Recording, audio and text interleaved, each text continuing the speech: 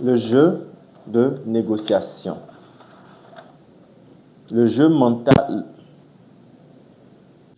de négociation. Creusons un peu plus loin. Il est faux de croire que les émotions, telles que la colère, la cupidité et la peur, sont à l'origine de vos erreurs de trading. Au contraire, ces émotions sont en fait des signaux et il s'agit d'un changement de perspective essentiel. Par exemple, disons que vous avez des maux de tête à la fin de la journée de travail. Vous pensez d'abord qu'ils sont dus au stress de la négociation. Votre famille et vos amis sont d'accord avec vous, mais vous continuez à avoir des maux de tête le week-end et même après une semaine de vacances. Vous allez chercher le médecin, croyant qu'il ne s'agisse de quelque chose de plus grave, mais tout se passe bien. Vous prenez les médicaments en vente libre depuis quelques mois pour essayer de gérer vos maux de tête, mais vous n'en avez toujours trouvé la cause. Puis alors que vous terminez votre journal à la fin d'une journée de trading, vous vous apercevez que vous plissez les yeux et vous décidez de les faire examiner. Il s'avère que votre vision s'est progressivement dégradée au cours des 6 derniers mois et que la fatigue oculaire est à l'origine des maux de tête. Changez votre perspective prescription de lunettes et le problème est résolu.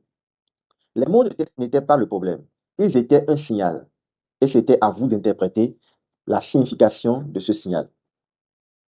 De même, les émotions négatives sont des signaux qui vous indiquent un problème et que vous ne traitez pas. Si vous suivez ces signaux pour identifier et corriger la cause sous-jacente, vous vous arrêtez automatiquement de déplacer vos objectifs de profit par avidité pour gagner de l'argent. Poursuivre le marché par peur de rater. Trader à outrance sous l'effet de la colère pour compenser des pertes de vos et des erreurs et de vos erreurs. Pensez que l'on peut être plus malin que le marché par excès de confiance.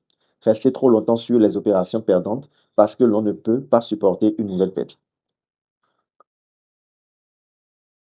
Tout comme vous cessez de prendre des médicaments lorsque vous avez des maux de tête, et lorsque les maux de tête disparaissent, vous n'avez plus besoin de consacrer du temps et de l'énergie à essayer de gérer ou de contrôler ces émotions, parce qu'elles ne se déclenchent plus. C'est là toute la puissance de ce système de jeu mental. Lorsque vous identifiez et résolvez les vrais problèmes, vous n'avez plus besoin de vous battre pour le contrôle ou de compter sur des roues de formation pour vous protéger. La réaction émotionnelle disparaît et vous pouvez vous concentrer sur la négociation. Considérez vos émotions comme des indicateurs que vous suivez comme sur le marché. En tant que trader, vous utilisez des signaux en permanence et en fonction de votre niveau d'expertise. Vous êtes plus ou moins habile à tirer parti de ces signaux pour déployer votre avantage. Dans le jeu mental des émotions négatives, ce sont des signaux, les défauts cachés qui minent votre trading. Pour certains d'entre vous, ces défauts cachés causent des problèmes subtils. Ils sont comme des programmes informatiques qui tournent en arrière-plan, mais qui ne sont pas ouverts sur votre bureau. Ils émoussent votre perception du marché, réduisent la clarté de votre pensée et ralentissent votre temps de réaction. Pour d'autres, les problèmes cachés sont à l'origine d'une avalanche de messages d'erreur et d'écrans bleus.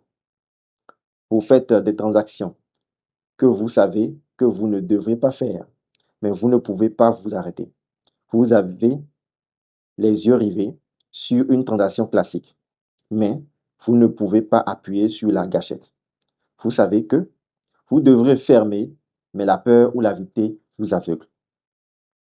Vous connaissez la bonne façon de réagir, mais vous ne pouvez pas vous empêcher de réagir de façon excessive, quelle que soit l'importance de l'impact de ces défauts sur votre trading. Ils doivent être identifiés et corrigés pour pouvoir trader régulièrement au niveau que vous attendez ou auquel vous aspirez. L'émotion alimente la performance.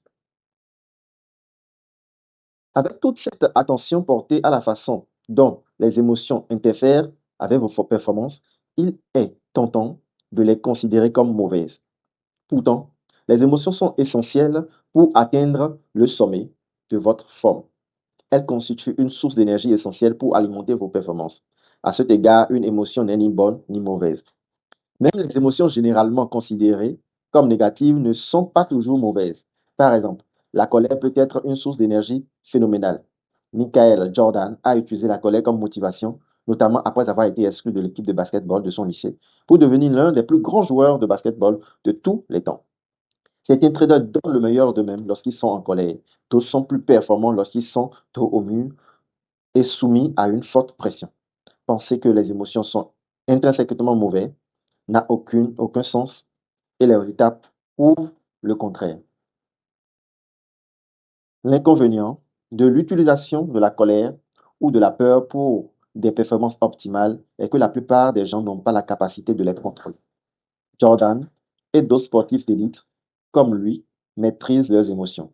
Ils ont compris notamment maintenir le bon mélange d'émotions, d'énergie ou de carburant pour être toujours au top de leur performance. Entre les mains d'un nocif, la colère et la peur peuvent être extrêmement volatiles. Il est essentiel d'avoir le bon mélange d'émotions, mais la stabilité de ces émotions compte beaucoup. Pour le long terme, imaginez que vous êtes sur un petit bateau, dans une mer agitée, et que vous essayez de monter à bord d'un autre bateau qui est accosté. La nature imprévisible des vagues rend la tâche difficile, voire impossible. Voilà ce que c'est que d'essayer d'entrer dans la zone lorsque vos émotions sont volatiles. Vous pouvez y arriver, mais les chances sont faibles et de grosses erreurs sont probables. En revanche, lorsque la mer est calme et que vos émotions sont stables, il est beaucoup plus facile d'atteindre la zone de façon constante.